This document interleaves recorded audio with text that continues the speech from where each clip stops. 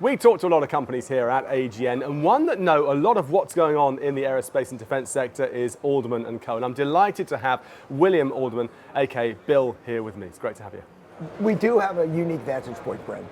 We're selling companies in what we call the lower middle market. And as that broker, that investment banker, M&A banker, selling those companies, roughly $100 million in value, not the billion-dollar companies, but the smaller companies. The companies that when we're walking the show, people talk about supply chain and supply chain problems. Those are our clients. They are selling to those that sell to Boeing. They may sell to a second tier that sells to a first tier, but they're in the supply chain. And when we're selling those companies, we have to do all the due diligence to know them before we help them talk with the buyers. So you are right. We know a lot. We don't know a lot about everything, Brent, but we know a lot about the companies we're selling. Yeah. And we'll sell 4 or 5 companies in a year in different pieces of the market. And so we have a pretty unique vantage point from the bottom up of what's going on. One of the things we've seen in recent years is supply chain issues. What have you identified at Alderman & Co.? The way we see the market, and it's complex and every company's different, but there is a broad brush that applies here. And the pandemic, although it's behind us, thank God, right? And we're all glad that we could be here, and they canceled the shows and all the rest that we had to deal with.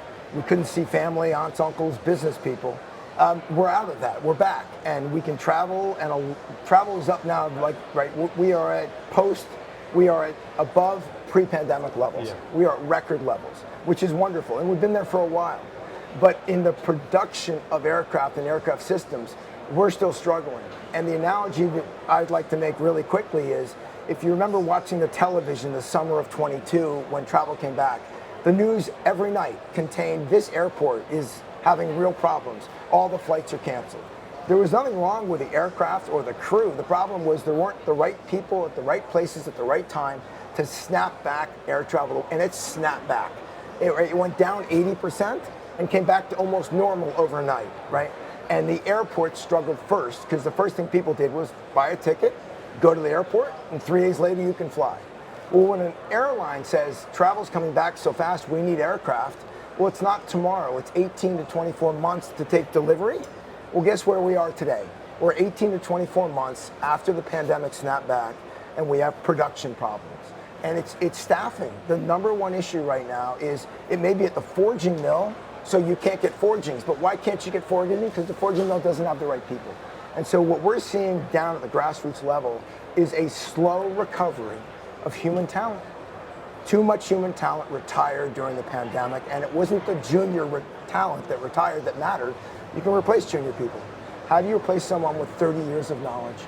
With the focus that we have in the industry on sustainability and net zero, jet zero by 2050, how do organizations go about recruiting new talent and keeping the existing talent that has that knowledge base? We don't deal in venture capital. Yeah. So the Liliums, the Jobies of the world, they're too big for us, right? I gave you size. But more importantly, it's venture capital. It's new technology. That's not our expertise. Our expertise is in production today, and that's supply chain. So I may know a lot, but I don't know everything, Brent, okay? But sustainable, for us, it's not we're going to go to hydrogen. For us, It's SAF. So what do? You take Jet A, and you add 20% SAF. Then you go to 40% SAF. Then you go to 80% SAF. So our worldview is the beginnings of the move, at the mature, easy, gentle, safe side. I'm a commercial pilot, all right? And so I don't like it when things change rapidly, because everything I do in my aircraft that I fly is proven safe. Yeah. So you want to make a small change, have at it. And I'll fly on a VFR day, and I'll try out that new system, right? And that's what we're doing with sustainables, and it makes a lot of sense. And if you talk to the Liliums and the others of the world, they'll say it's 10 years out. Why? Because they're intelligent, and they know in this business where we have lives at stake, we move slow.